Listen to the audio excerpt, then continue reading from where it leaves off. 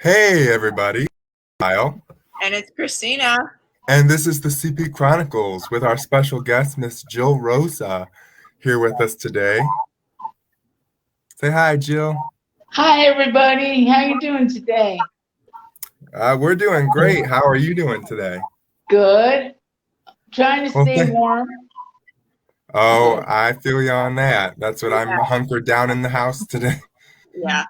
Like, I don't want Trying to to go stay warm and anywhere. out of the snow. Yeah, and I mean, CP and snow don't mix very well. Not at all. Not, definitely not. But I do want to take the time before we get into the show to say hi to those on Facebook Live and Disability Global Broadcast. Thank you for joining us. I'm really excited to have you on, Jill. The audience of the show should remember that we have a big group of people that we've connected with, and Jill is the final member of that group to be on the show. So thank you for being here with us today. No problem. Glad to be here. So can you go ahead and just give us a little background about yourself? Well, I am 57 years old, and I have CP. I have spastic CP. I was diagnosed at 2.5. When I was younger, I could walk with a walker, but only short distances, not long distances. So most of the time, I use a wheelchair for mobility, and I had pretty much had a normal childhood, except for surgery. Those little bumps in the road, but Yeah, and surgeries. huh? Surgeries are necessary but rough. Yeah. I know they're not fun. And then I graduated high school in 1982. I know I'm aging myself now, but graduated high school in '82. Went to Portland. I mean, went to Morrisville, SUNY Morrisville. Got my AA degree, and then went to SUNY Portland and got my BA in sociology with a concentration in counseling. Was married for 23 years, divorced in 2011, and here I am. I mean, I've held a lot of jobs. The last job that I had was when I was in Florida, and I worked for JP Morgan Chase in the credit card division. I was there for 11 years. Oh. You've given us a lot to unpack. Yeah. We have a lot to go through. But one thing Christina and I talked about wanting to ask you is, and you brought it up, is what was it like being in school at that time?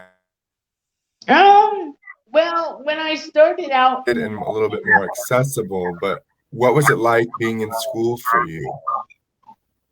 Honestly, for the most part, it was okay. I mean, sometimes, you're always going to run into people that don't understand or don't know how to relate to you, or, but I was fairly fortunate that I lived in a small town.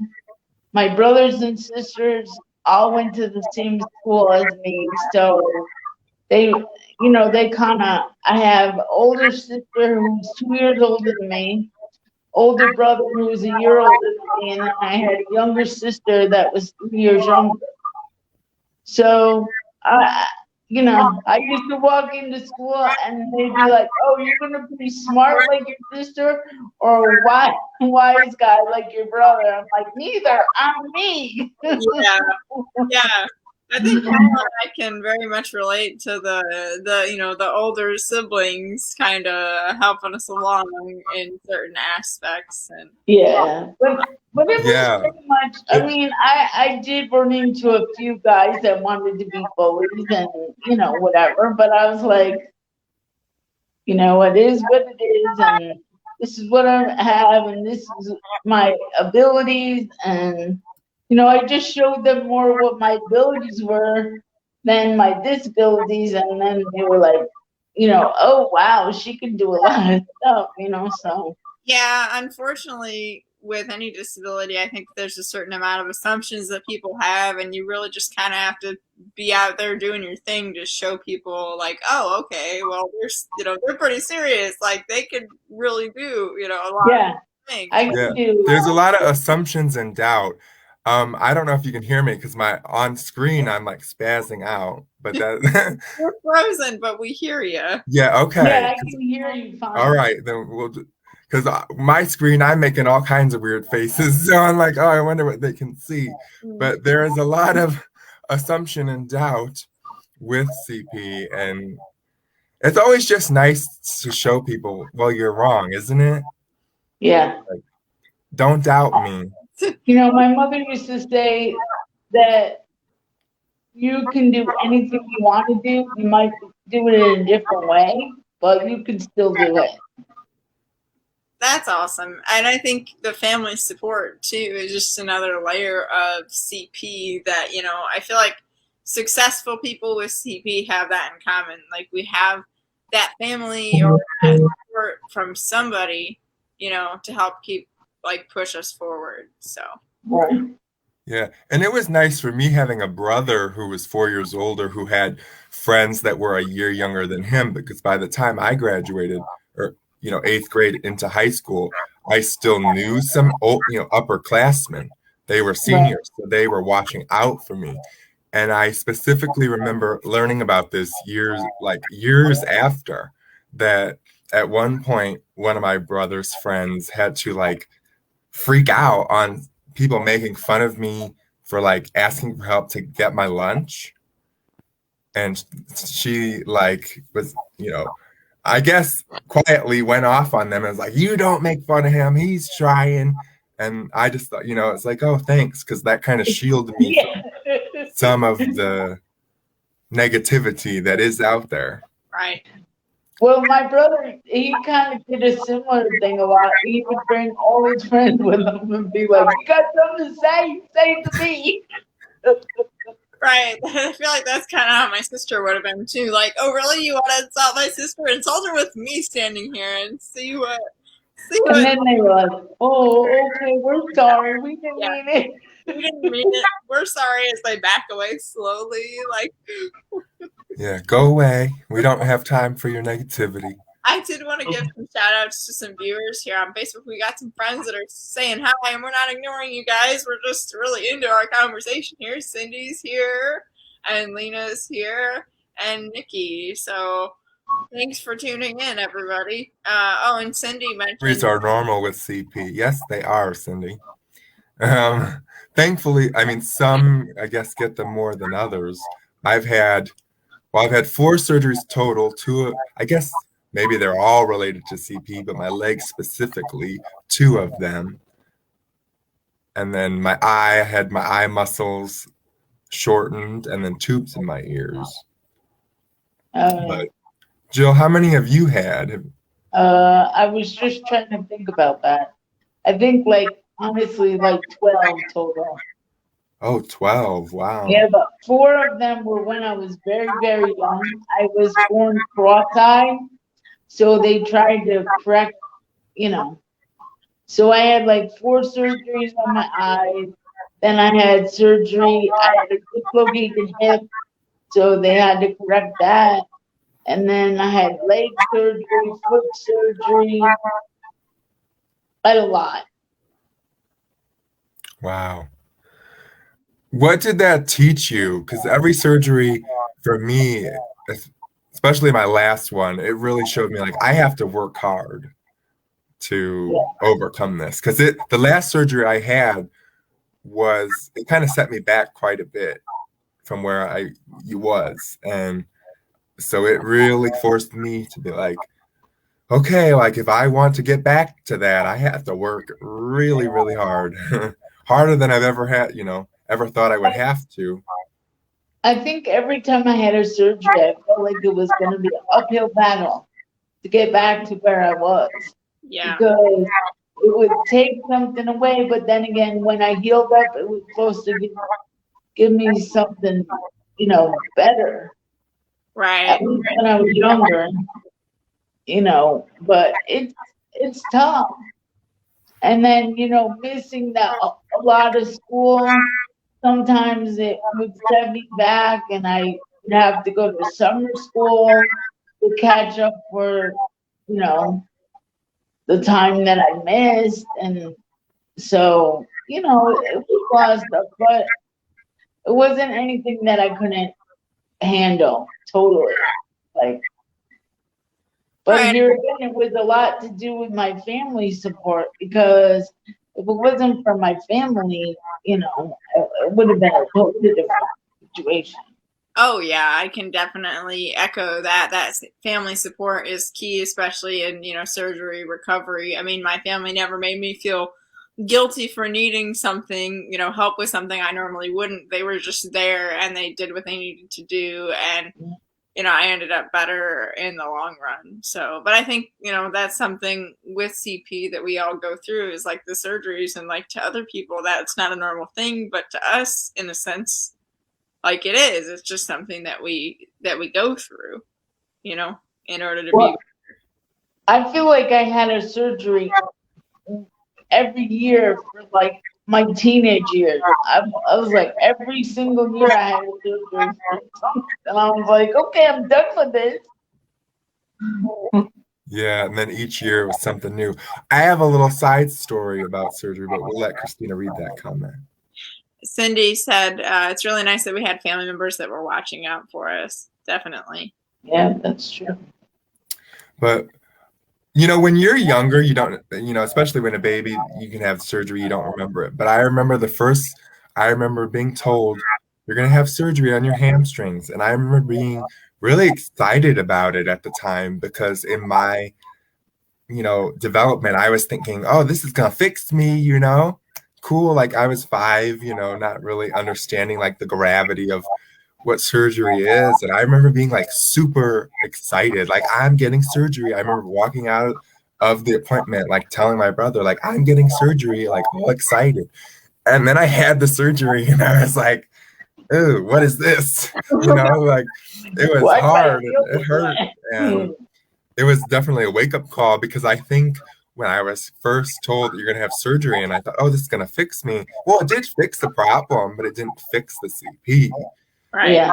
And so as you get older, you really realize like the gravity of surgery and like what you are hoping to gain from it, but then also realizing, with age, surgery gets a little tougher and Right. And realizing the limitations of it. Surgery can do so much, and consistent exercising and stretching can only do so much. Like we each have potential that we're trying to reach, but I think the older we get, maybe the more realistic we can be with ourselves, when we're looking at like where we're at and where we want to be.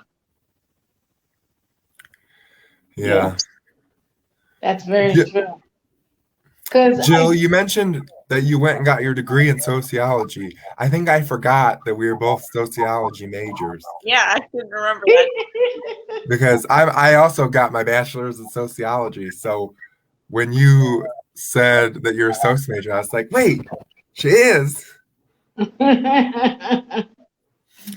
I just want to ask you, because when I picked sociology, I thought, oh, this is perfect because it's so broad, Yeah. like so many potential opportunities. And there is. So it was a very broad major. But then I kind of crashed down to earth a little bit when I came back home from, university, and that my area wasn't the best for soc jobs.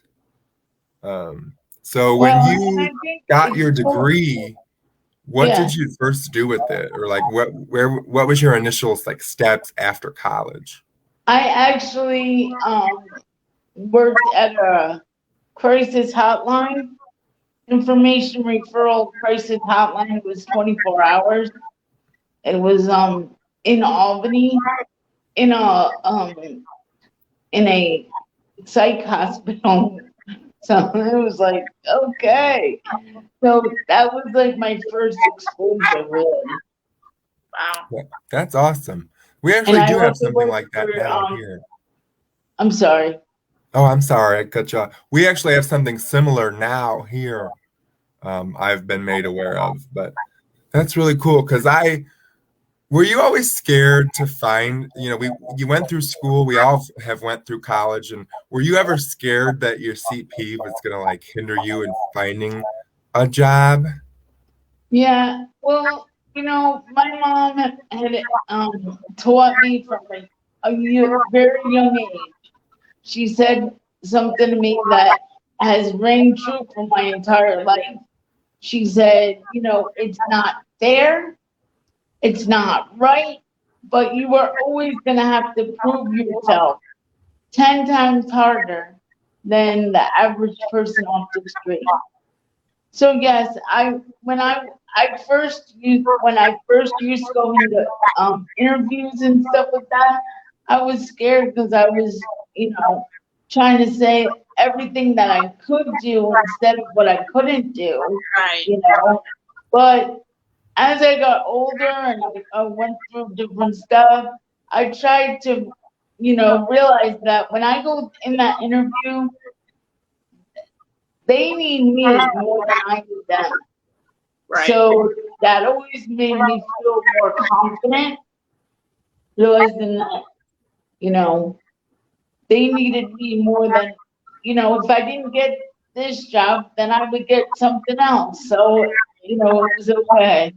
But I was very fortunate that when I got a job, I was able to keep a job. Most of my jobs, I worked at least 3 years. That's awesome. I think Do you So have I a didn't, favorite job that you've worked? huh? Do you have a favorite job that you've worked over the years? Yeah, when I worked at the Independent Living Center and I was in Virginia and I was a housing coordinator, I love that job. Wow, and that actually sounds perfect because, being the coordinator like that and you yourself having a disability and can kind of relate to Yeah, who you're trying to help just makes you that much better at the job. yeah, And that's kind of how I feel now, where I'm a direct support professional or DSP helping those with disabilities, where it's like I feel that I bring a unique set of skills that no one else can bring to that position unless they're also disabled. But I am the only, staff who is diagnosed with a physical disability. So it's definitely really cool. And I think that has helped the consumers that I help like connect with me. Because I feel like I've been there about 4 months and it seems like everyone seems to get along really well with me. I don't necessarily have like trouble connecting, so it's been really nice.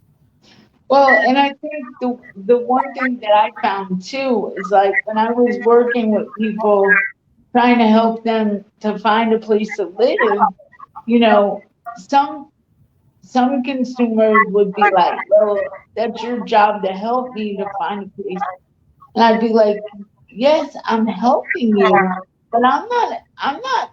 You have to do some work too. I'm not going to be the only one finding you a place to live." Right. And then once you find a place, you have to make sure that you can maintain it.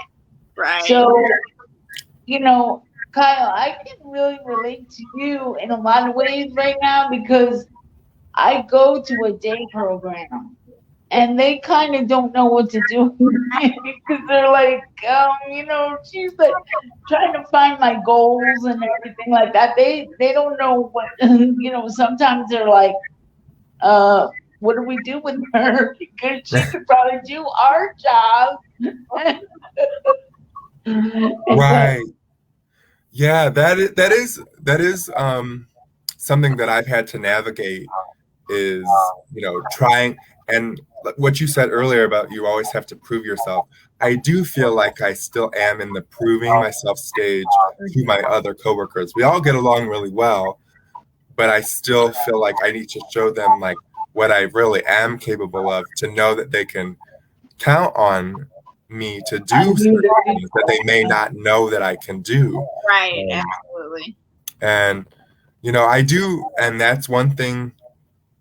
I do run my own group from time to time. Sometimes I'm in a big group and we're all working together, or we do a little bit more individualized programming. But I do want them to see that I can help them work on their goals. And it is a challenge sometimes finding what activities work for everybody. But I always ask, what do you want to do?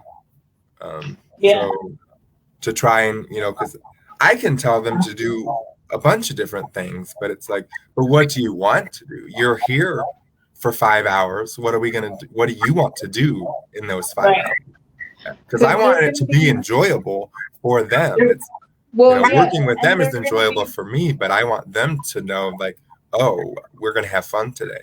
It's going to be a good day. And they can be more engaged. They feel like they come up with an idea, or you ask them, what do you want to do? And you're actually giving them an opportunity to do something that they want to do. Yeah, because they can still make choices. It's like so I want to give them every opportunity to make a choice for themselves, because we all know, I feel, that we like to be able to choose for ourselves and we like to be in control. So I like to give as much control as possible. Right. Do you feel that you have control where you're at? Yeah, I do. I do. I mean, they ask me to do a lot of stuff because, they know I'm higher functioning. They even gave me a goal to like help lead the class or whatever in the morning, to go over like what we're gonna do today and what. So yeah, yes and no. But I'm also gonna be looking for a part-time job, so we'll see. Oh, that's awesome. That's going to be, a good opportunity for you, just to have some more, spending money if the whole COVID situation ever dies down and you can go out and do things. That job's going to be, super cool. So yeah. Well, and it'll give me a chance to interact with other adults, that are on my same, intellectual, because it's, Definitely. I think Kyle and I have been in situations too in life where, while we know and have maybe worked with or been in classes with other people with disabilities, sometimes there's just a very broad level of abilities. And I definitely echo the fact that, I'm all for everybody being included. And, I know people with various disabilities who are very dear to me, but there's also something to be said for having a connection with somebody who is on like the same level and maybe in the same place in life as you. That connection is even more special because you can relate to some of the struggles and situations and actually talk through, what's going on. So yeah, being able to vent and bounce off of each other is really necessary. It's funny that you brought up, as your role as housing coordinator, you have to put in the work. You were telling your clients you have to put in work. Christina and I had just had a similar conversation about like that whole topic of like, it took me forever to find a job that fit me, but it's like I had to keep looking or else I was not going to progress in the way that I wanted to. And you really have to put in. CP in general is a lot of work, whether it be physical, financial, all the things, emotional. Like you have to put in a lot of work in every aspect of your life in order to thrive in the way that you want.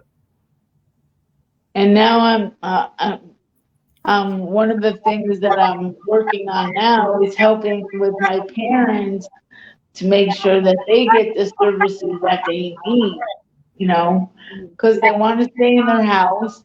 My dad's 94, my mom's 88, and she had a stroke and so she's in a wheelchair now.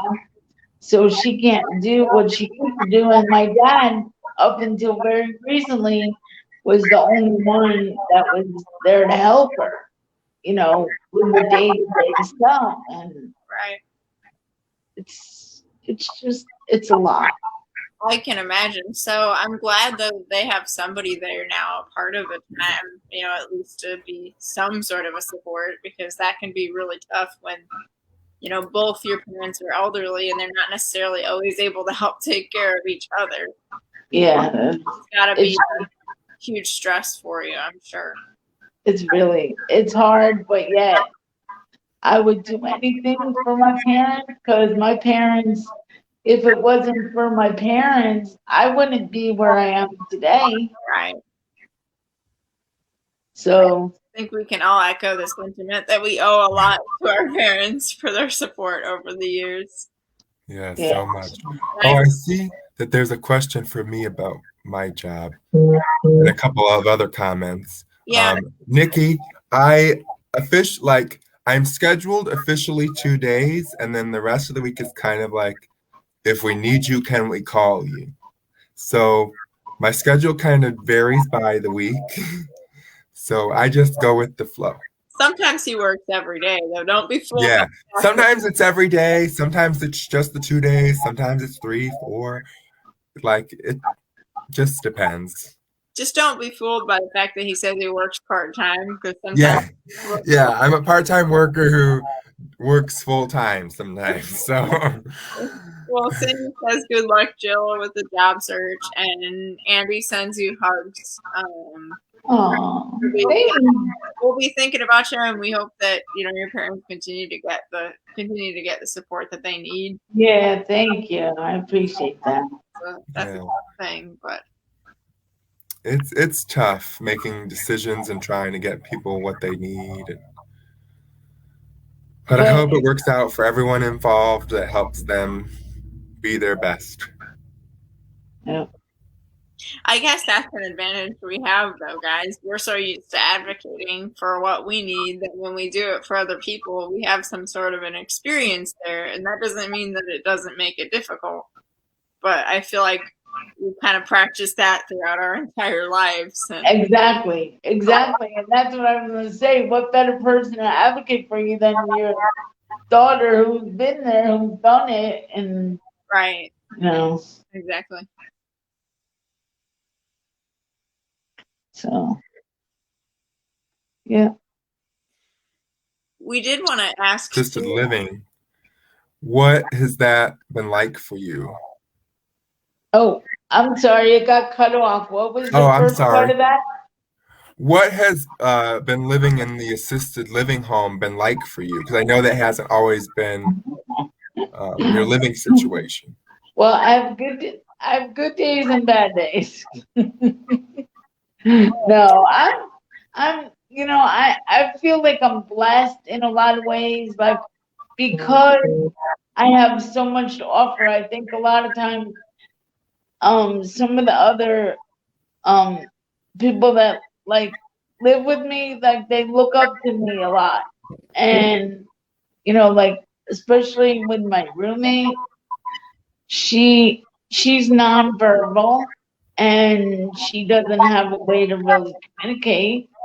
So I've kind of taken her under my wing, and but now she looks to me for everything, and I'm like, I can't help you with that, girlie. Right. Yeah, your help only extends so far before someone else has to take up the torch. Yeah. Right. And but for the most part, it's been a positive experience for me.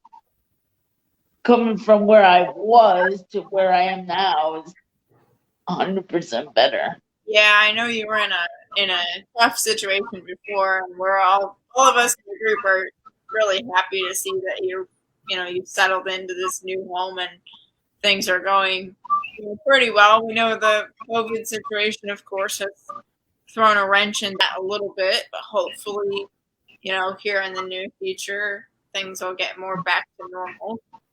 Yeah. Well, yeah, we're kind of we really haven't done anything for probably 2 months now. We haven't gone out on any outings or anything like that. Part of it's because of COVID, but the other part is because that's the winter, you know? Yeah. Yeah, And it's like this, getting everybody everywhere safely, especially if there's snow, because I know you said that you did get snow recently, so that always makes yeah, it tough. but it is what it is. I mean, it'll get better. March, Yeah. April, Well, May, it's right around the corner. So Yeah, spring is coming faster, thank goodness. We finally have a bit of a later sunset around here, and I was super happy about that, to not have the sun setting at like 4:30 p.m. yeah, yeah, it feels so good to be past 5 o'clock now. But since you mentioned COVID, you actually, we got you okay to talk about it, but you actually had COVID. yeah, I did. What was that like for you? Because I, thankfully am not aware that I've had it, but I just want to get your perspective on it as someone who's experienced it with a disability. Because I feel Well, like there's not a lot of first of all, info I on was that. fully vaccinated, and I had not been around anybody except for the people at program and the people at my house. Mm-hmm. I hadn't had any visitors, so nobody could have brought it to me or anything like that. And I honestly at first thought it was just allergies, Yeah. because that's what it felt like. My head was stuffy, my nose was running, and everything. But uh, somebody noticed on like December 1st, they're like, she seems really out of it. So they're like, okay, we need to isolate you and you need to go for a COVID test. I was like, oh, great.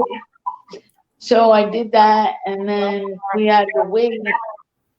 I think it was like 3 or 4 days for me to get the results. When they came back, they were like, oh, you're positive. I'm like, what? How could I be positive? I've been fully vaccinated. I hadn't had the booster yet, but I was fully vaccinated. I'm like, I thought fully vaccinated meant that it was going to protect you from getting COVID. Well, I'm here to tell you that that's not true. Well, yeah, even a couple of months ago, I guess maybe about a month ago it was, I ended up with a sinus infection. But because some of those symptoms are similar to COVID symptoms, I had to get a COVID test too. And I was talking to the doctor, and I said, I'm fully vaccinated and boosted. But the doctor looked at me and she was like, Christina, that variant doesn't care. Like, that variant is getting people who are unvaccinated, fully vaccinated and boosted. Like, it's this variant out here is one of those things that it's just hitting everybody, and it spreads a lot easier than some of the other variants. So it's really tough to, it's really tough to stay away from, I feel like, because it spreads around just like a cold or anything else that people pass around from person to person. So yeah, my hope is the only I'm sorry, I need it's okay. I think there's a little bit of a lag on my end too. So sorry. Yeah. The only thing I could say is that on a positive note is that if you are vaccinated and you are boosted and you get COVID, it's not going to be, your symptoms are not going to be, as drastic as somebody that's not vaccinated. That's we're happy for that. We're happy that even though you felt crummy, it wasn't more serious for you. No, the hardest part for me was the 10 days of isolation. Mm-hmm. Yeah. I mean, they moved my roommate out. I was the only one in the room. The only time I was able to come out of my room was if I had to use the restroom, or if I had to take a shower. Right. That was the only time. Other than that, I was in that room for 10 days. That Yeah, was I was exposed way back in October of 20, and I had to quarantine for the 10 days as well. And that, well, actually, it was 2 weeks at that point. 14. And that the quarantining is the hardest part because you're like, what do I do? You know, I can't I go mean, anywhere. I could only watch so many TV shows. I could only, play so many games on my phone. I could only, watch so many YouTube. I was so bored. And I'm not, I like alone time, but I'm a people person. Yeah, So when they take, when they took that away from me, I was like, I, you know, and I couldn't see Bobby or anything. I was like, it was crazy.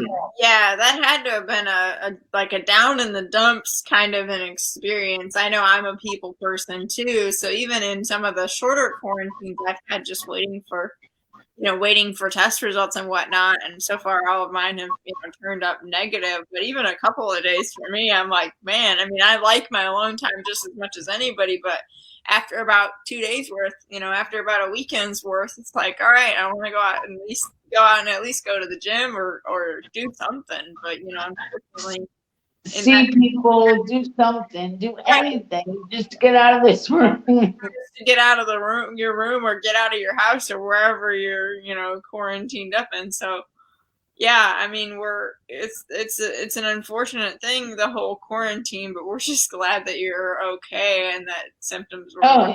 really mild. I mean, I I still wear my mask in the house well, I didn't wear it today, but I do normally wear a mask in the house.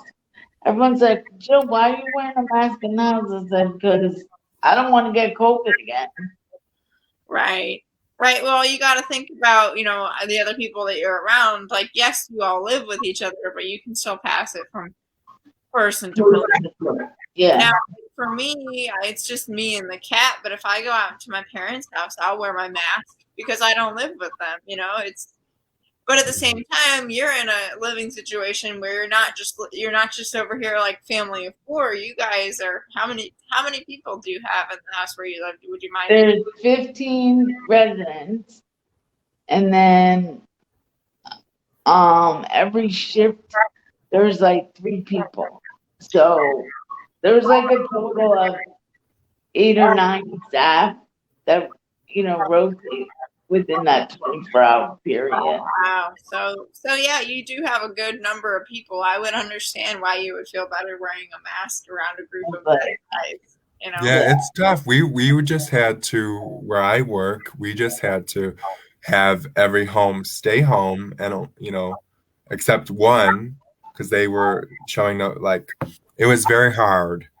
Everybody was home for about almost 2 weeks, and there was still some people coming to day services who live with their parents, and their parents felt they were comfortable enough to come up, but it was really bizarre only having 6 people at day services. And then, now thankfully, I believe no one caught COVID. So now they're all back, but it was a big jump from like there's 6 people to, 20 plus people yeah, back now.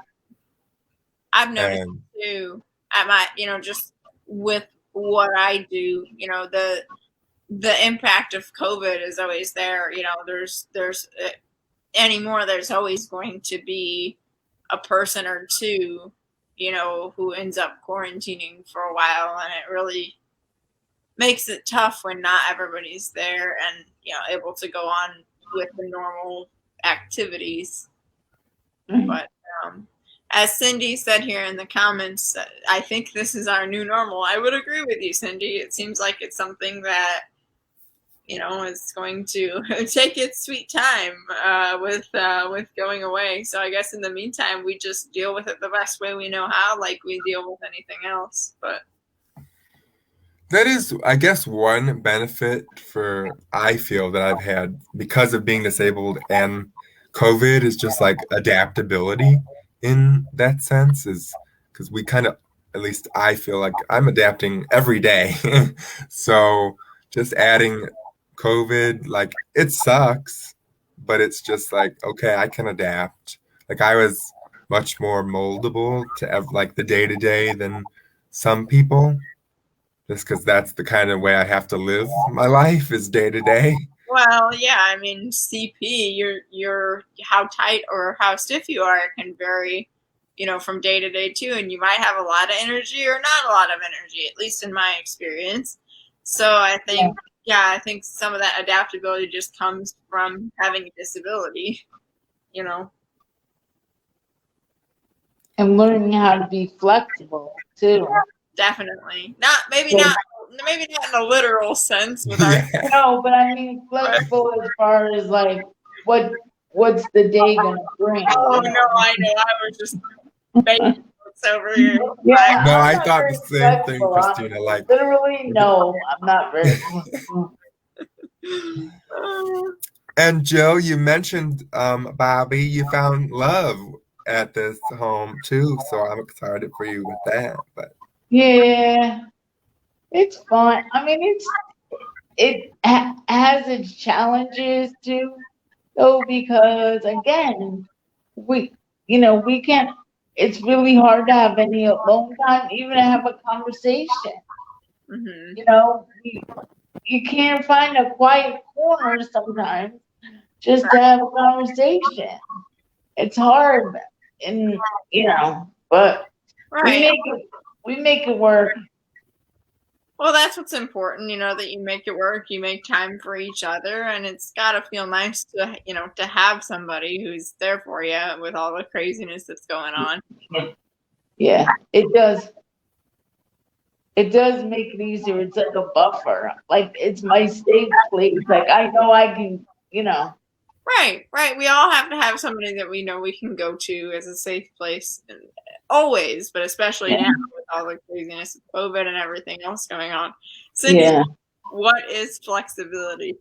LOL. Yeah, Cindy knows all about that too. Yeah, I don't have that. Not literally. uh, I try every day to do my stretches. Some days it's a lot easier than others. Yeah. Well, But I have one more week of physical therapy and then I'm gonna be, you know, on my own for a while because they don't want me to reach the cap so early in the year. So they want me to be able to come back later in the year if I want to. right, Yeah. that makes sense. That's what we were kind of worried with me when I was in physical therapy, like how much are they going to give me? And thankfully, I didn't need to. I ended up progressing faster than I thought I would, so it ended up being a non-issue. But I didn't realize you were in physical therapy. Yeah. Well, it was supposed to be once a week, but sometimes if we didn't have staff, we couldn't, you know. So it ended up, I started in like July and I went, you know, of course in January it starts over again. Right. Right. So, but I only used like 3 visits this year so far. See, that's where it's a little bit different for me, and I'm very, very fortunate. My first concern when I hit 27 and aged out of my parents' insurance was how much physical therapy can I have? Because I was only going twice a month at that point. But those visits still add up. Like, every couple months, you got 4 visits here, 4 visits there, and ended up for me, because I've had this disability since birth, it's considered medical necessity, but I also have a job that pays pretty well with super good company insurance. So I realize how lucky I am, and I feel like that's definitely pushed me to take advantage of the physical therapy and make it worth it if my job is and my insurance is going to be yeah, you can go as much as you need, because I realize that not everybody else is fortunate enough to just get as much physical therapy as they need, which I realize sounds crazy because why would we not? Why should we not be able to get as much as we need? But unfortunately, the insurance companies dictate a lot more than what we. Well, you're fortunate that they deemed it medical necessity, so that probably eliminates your cap. Well, yeah, they're not limiting how many times I can go. Now I have a really, really high deductible that I have to pay before the insurance kicks in. Oh, But once I muster up that, then and they're not even after that deductible. They're not paying for it all or anything. It's not one of those. But I'm just fortunate enough that I can afford what I need to keep going and keep progressing. yeah, that's good. So. Well, how do you feel physical therapy is going? Do you notice a difference, or because it's been so sporadic? No, I do notice a difference. I feel like since I came here, like I used to be really, really slow pushing my wheelchair and stuff. I mean, because I didn't do it that much, Right. you know. But now I have to push myself all over the house. So yeah, it's helped a lot. That's good. I'm glad to hear that. No, Are you doing your at-home exercises? I try, but I also exercise at programs, so I don't want to be that's good. killing myself, you know. Yeah, you got to realize what your body can do, but yeah, just keep up with that because it's harder to get back the progress, if you stop exercising and lose it, as I've learned. So just keep being consistent because that's one of the biggest things, even for me with physical therapy. Like we're looking at like the functional mobility. Like, can I carry out these basic functions of my day? And if there's something that I want to do in my day that I can't do very well yet, then we keep working on that until I can safely stand at the stove for however long or whatever the goal might be. I know with my new braces, we've had some definite adjustments to goals. But I feel like for anybody with CP, the goal is the same. Is like the physical therapy should help with those daily tasks and to make our daily life easier, and just to make it less hard on us throughout the day. So yeah. Well, it's funny because one of the staff members, the first day I came here, I was like really nervous and everything. She's like, "Listen, we're gonna encourage you to be as independent as you can be. We're here to help you, but we don't want to take anything away from you." And she was like, "You gotta use it or you're gonna lose it." Right. That is so true.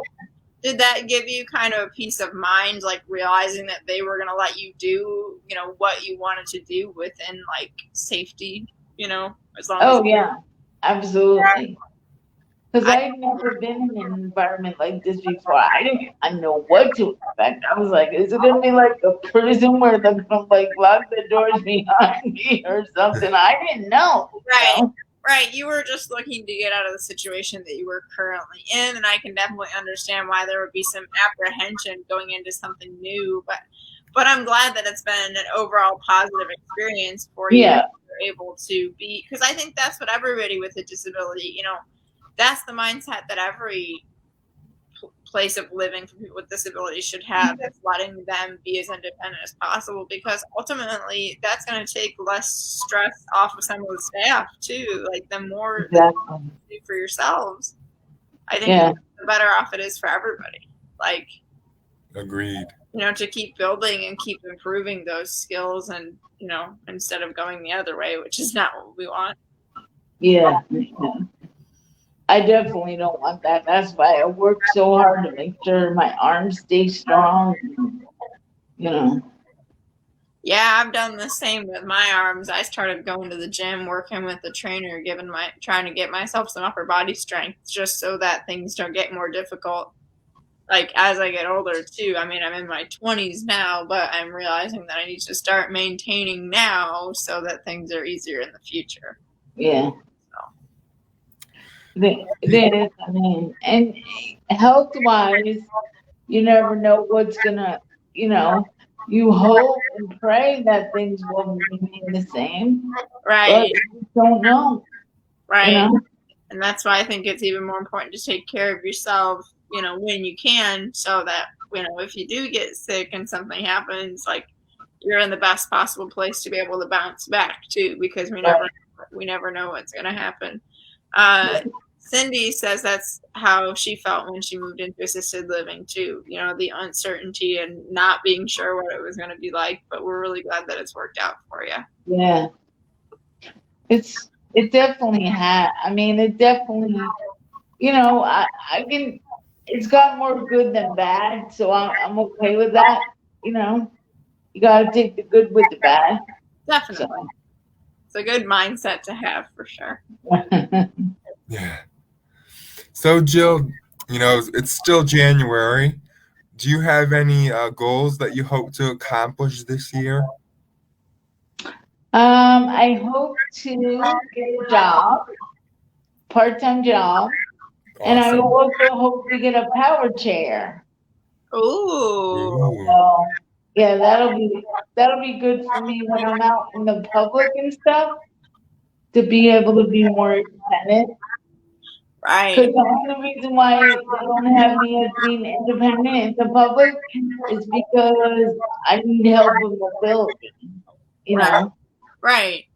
Yeah, the power chair is going to give you a lot more freedom to go a lot further without tiring. Yep.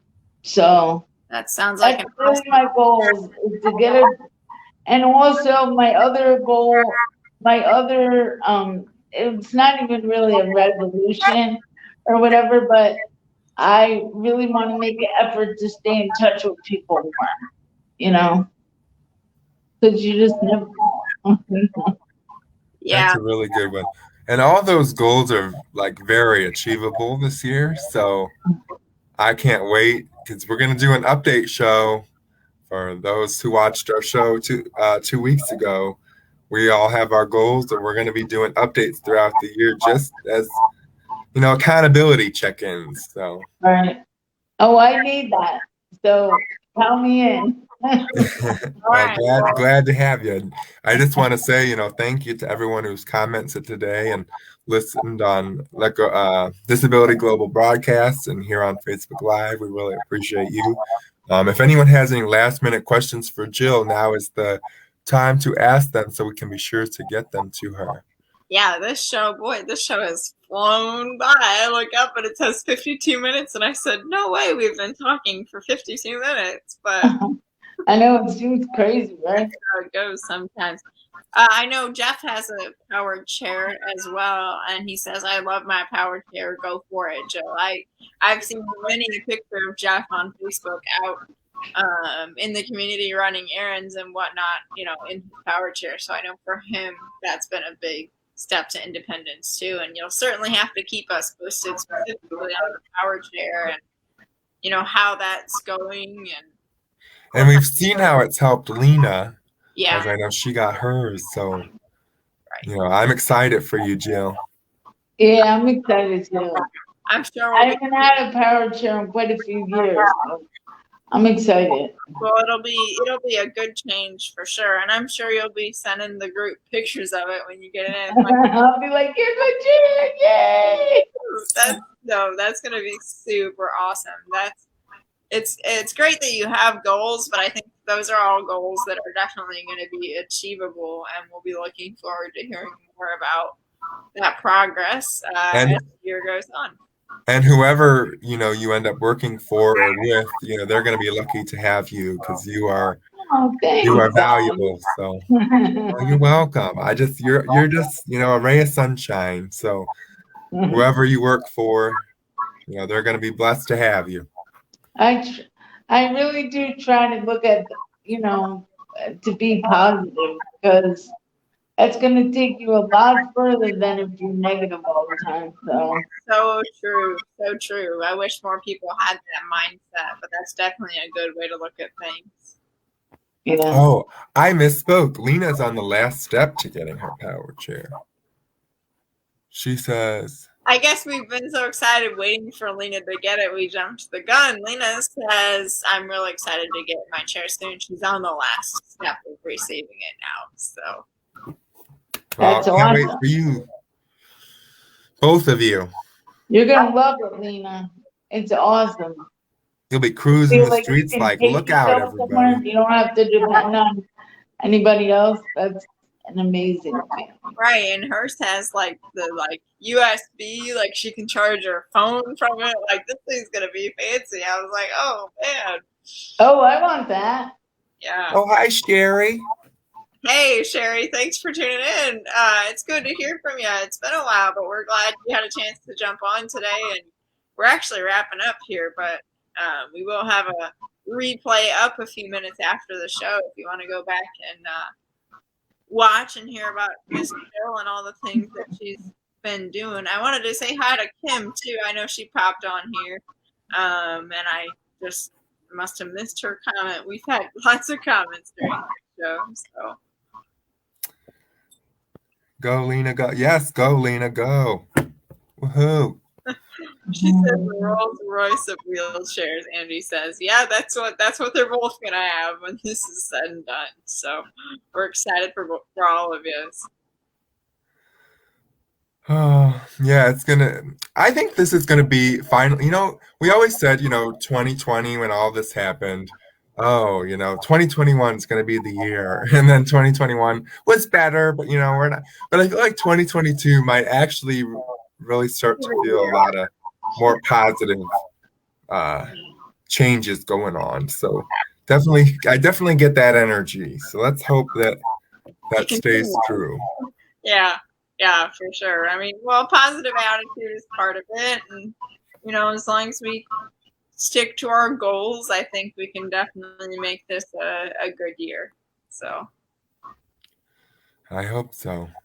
Any last minute things you want to say, Jill, that you'd like to cover but we haven't? I mean, we only have a few minutes, but I don't think so. I think we covered quite a bit. well, yeah. that's what I love about our show is we kind of just let it go. We have a basic idea and then it just kind of happens. Were you nervous? I know you were nervous when we started. How are you feeling now? I'm not nervous now. All right. I was hoping we try to make it as comfortable as possible. Yeah, no, you've done a great job. It's been so awesome to have you because I feel like we waited a while to have you. We had such a big group and we had gone through, and Kyle and I are talking. We're going, oh my gosh, we haven't had Jill on the show. Oh my gosh, we gotta get the last of the original group. So we're just so the excited. last of the Mohegans, I guess, right? Yeah. Oh well, that's okay. Hey, you're last, but you're not least. That's exactly right. Yeah, Jill is, she's been a great friend, and we're just glad that we got to pick her brain a little bit about a variety of her experiences. And certainly, if you all have any questions for Jill about anything she's talked about, you can reach out to her or reach out to us, and we'll get you in contact with her. But yeah, always reach out to me. I'm more than willing to be a help or support if anybody needs it. That's one of the things I think I love most about Jill is that she's a very good supporter and just like she's really been a friend to the group and somebody people can go to for advice and everything like that. So yeah, I just want to hug you, Jill. I can't, but like virtual hugs. Virtual hugs for sure. I know.